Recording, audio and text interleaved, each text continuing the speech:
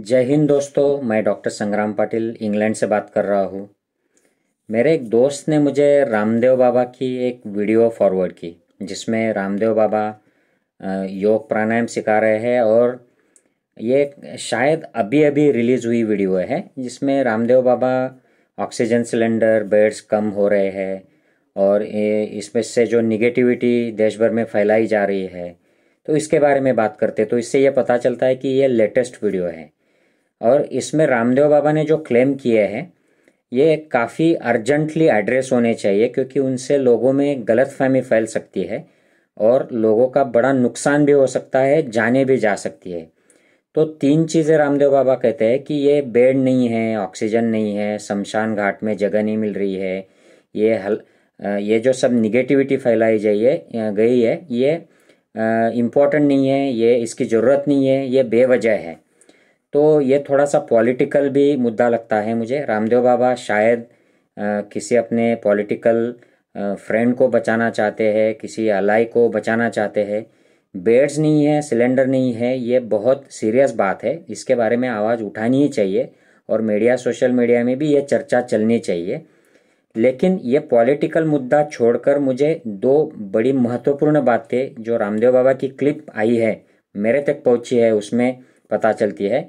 रामदेव बाबा इसमें कहते हैं कि हमारे जो फेफड़े हैं इनको वो नाकों को सिलेंडर कहते हैं और बोलते हैं कि कुदरत में ऑक्सीजन भरा पड़ा है, तो आपको सिलेंडर्स की ज़रूरत नहीं है, यही हमारे सिलेंडर्स है। तो ये जो बात है, इससे पता चलता है कि रामदेव बाबा को नॉर्मल फिजियोलॉजी जो है ये समझती नहीं है, क्योंकि वो डॉक्टर है नहीं, उन्होंने फिजियोलॉजी सीखी नहीं है। उनको प्राणायाम योग अच्छी तरह से आते हैं, ये बॉडी एक्सरसाइजेज होती है, ये नेचुरली हमारे जो पूर्वज थे उन्होंने ढूंढ निकाले हुए एक फिजियोथेरेपी के ब्रीदिंग एक्सरसाइजेज है जो प्राणायाम है। इनके बारे में मैंने खुद वीडियो बनाए हैं कि ये किस तरह हमारे ब्रीदिंग को हेल्प करते हैं। लेकिन ये प्राणायाम एक पार्ट होता है, जब किसी के फेफड़ों में निमोनिया आ जाता है, ARDS हो जाता है, उनकी ऑक्सीजन लेवल कम हो जाती है, इसको हाइपोक्सिया कहते हैं। तो ये टाइप 1 रेस्पिरेटरी फेल्यूर में ये सिर्फ एक पार्ट ऑफ द स्ट्रैटेजी होता है फिजियोथेरेपी, ये पूरा इलाज नहीं होता है। रामदेव बाबा यही गलती कर रहे हैं कि वो समझते हैं कि ये प्राणायाम मतलब ये पूरी ट्रीटमेंट होगी कोविड के निमोनिया की। तो साथियों, ये बहुत गलत जानकारी है। जब नॉर्मल फिजियोलॉजी से कोई कोविड जैसी बीमारी की वजह से फेफड़ों में निमोनिया आ जाता है तो फिजियोलॉजी नॉर्मल नहीं रहती है, उसे पैथोलॉजी कहते हैं। और कोविड में हम सब अब जानते हैं कि पैथोलॉजी ये होती है कि इसमें एक ऑर्गेनाइजिंग निमोनिया आता है। निमोनिया मोस्ट लोग तो बाहर निकल आ जाते हैं, लेकिन कुछ लोगों को ऑक्सीजन कम हो जाता है, तो ऐसे लोगों को ऑक्सीजन देना पड़ता है। उनका इलाज प्राणायाम या भस्त्रिका या कपालभाति नहीं होता है, उनका इलाज होता है मेडिकल ट्रीटमेंट लेना, ऑक्सीजन, सप्लीमेंट्री ऑक्सीजन लेना, ताकि जब तक वो फेफड़े रिकवर होते हैं, बीमारी रिकवर होती है, तब तक ये सप्लीमेंट्री ऑक्सीजन हमारे बॉडी को हेल्प करता है। अगर ये वक्त पर नहीं मिल पाता है तो लोगों की जान जा रही है, ये हम देख रहे हैं। तो रामदेव बाबा की ये जानकारी जो है ये बिल्कुल गलत है कि हम ये कुदरत में सारा ऑक्सीजन है, ये 21% ऑक्सीजन है, ये कम पड़ता है फेफड़ों की कमी की वजह से, फेफड़ों की निमोनिया की वजह से, इसलिए supplemental oxygen is a life saving therapy. तो कोई भी इस गलतफहमी में मत रहिए कि रामदेव बाबा के प्राणायाम से या किसी के भी प्राणायाम से या कोई ब्रीदिंग एक्सरसाइजेस से आपको ऑक्सीजन की ज़रूरत नहीं है, तो ये बिल्कुल गलत है। दूसरा जो क्लेम रामदेव बाबा कहते हैं कि उन्होंने 70-80% ऑक्सीजन जिनका कम आ गया था, ऐसे लोगों को ठीक करके घर भेज दिया। तो ये जो दावे हैं रामदेव बाबा काफ़ी पहले से करते आए हैं। वो तो कैंसर को क्योर करने की जो दावे है वो करते हैं। अभी अभी फिर हाल ही में उन्होंने टाइप 1 डायबिटीज़ के क्योर के कुछ वीडियो रिलीज़ किए। मैं उसके बारे में एक सेपरेट वीडियो करने वाला हूँ। टाइप 1 डायबिटीज़ में रामदेव बाबा का जो क्लेम है उसका एक साइंटिफिक इन्फॉर्मेशन देने वाला हूँ।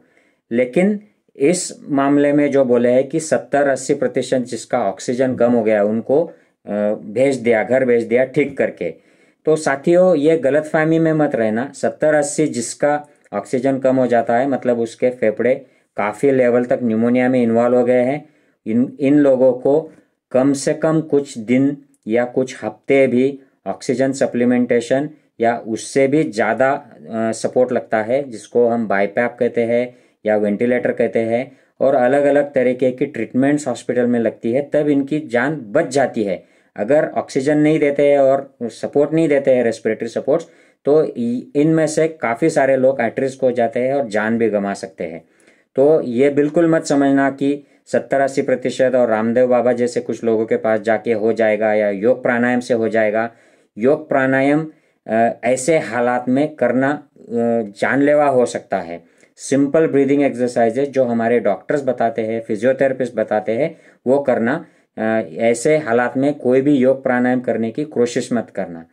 और तीसरा जो सबसे गलत दावा रामदेव ने किया है वो ये कि उनका कहना है कि 1 घंटा भस्त्रिका कपालभाति करके मैंने लोगों को ठीक कर दिया।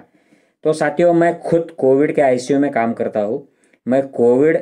मुझे कोविड हो गया है पिछले साल, मेरी वाइफ को भी हुआ था, और मैं जानता हूँ जिसको कोविड एक्चुअल में लक्षण आते हैं उनको काफ़ी कमजोरी आ जाती है। और मेरा तो ऑक्सीजन नॉर्मल था, लेकिन फिर भी मैं बेड से भी उठने को मुझे जी नहीं करता था। हालांकि मैं इंडिपेंडेंट नहा लेता था, अपना काम कर लेता था, लेकिन 3 हफ्ते मैं हॉस्पिटल में काम करने के लिए नहीं गया, मेरी वाइफ भी नहीं गई, तो काफ़ी वीकनेस आ गया था। ये माइल्ड लक्षण थे। और रामदेव बाबा जिनकी बात कर रहे हैं, उनका ऑक्सीजन 70-80 हो गया है, मतलब ये कभी भी मर सकते हैं। ऐसे लोग बेड से उठना क्या, उनको ब्रीदिंग डीप सांस लेना भी मुश्किल हो जाता है। और रामदेव बाबा कह रहे हैं कि मैंने इनको 1 घंटा कपालभाति और भस्त्रिका करा के घर वापस भेज दिया सैचुरेशन 98 करके। तो ये रामदेव बाबा एक तो कुछ जानते नहीं है, हवा में फेंक रहे हैं, या हम सबको बेवकूफ़ समझते हैं। साथियों, ऐसे हालात में सिंपल ब्रीदिंग एक्सरसाइजेस भी करना मुश्किल है।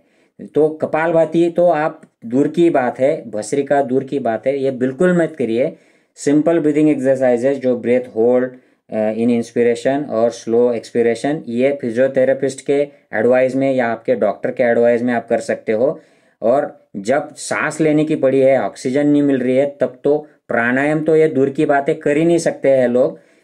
तो रामदेव बाबा का जो ये क्लेम है, एक तो वो हमको उल्लू समझ रहे हैं या उनको कुछ तरह की कुछ ऐसी बीमारी हो गई है जिससे वो ये ऐसे झूठ फेंकते रहते हैं। तो ये सारे जो क्लेम, ये छोटी सी क्लिप आई है इसमें रामदेव बाबा के, ये गलत है। ये वैज्ञानिक आधार पर नहीं किए हैं, ये सूडो साइंस बता रहे हैं, गलत तरीके का साइंस हमारे सामने प्रेजेंट कर रहे हैं। और इसमें जो थोड़ा सा पॉलिटिकल जो मोटिवेशन है रामदेव बाबा का, कि ये जो आप बेड और ऑक्सीजन और शमशान घाट का जो चक्कर चल रहा है, ये सब जरूरत नहीं है इस सब की। लेकिन ये तो ग्राउंड लेवल की रियलिटी है कि लोगों को बेड नहीं है, ऑक्सीजन नहीं है, वेंटिलेटर नहीं है, और शमशान में नंबर भी नहीं लग रहे हैं जो मर गए उनके। तो ये सब जो चल रहा है ये रियलिटी है, और रामदेव बाबा कहते कि इसकी जरूरत नहीं है। तो ये कहीं ना कहीं ये इसमें एक राजनीतिक दुर्गंध रामदेव बाबा के इस मुद्दे में भी आती है।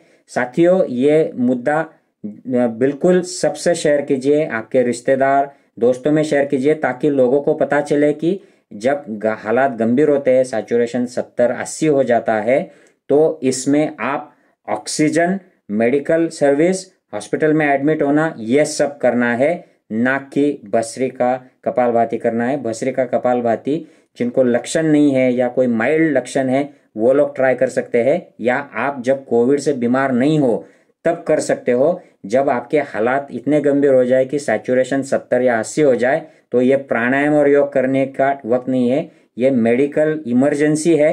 इसमें आप मेडिकल जानकार डॉक्टरों से ही सलाह ले, ना कि ऐसे सूडो साइंस फैलाने वाले बुआ बाबाओं से उनकी सुने। मैं आशा करता हूँ कि आप मेरी बात से सहमत हो और आप ज़्यादा से ज़्यादा इस वीडियो को प्लीज़ फैलाइए। मैं डायबिटीज़ टाइप 1 के बारे में जो बाबा का क्लेम है रामदेव का, ये इसके ऊपर भी एक वीडियो जल्दी से जल्दी बनाऊंगा और वो भी शेयर करूंगा। Please share this video. जय हिंद साथियों।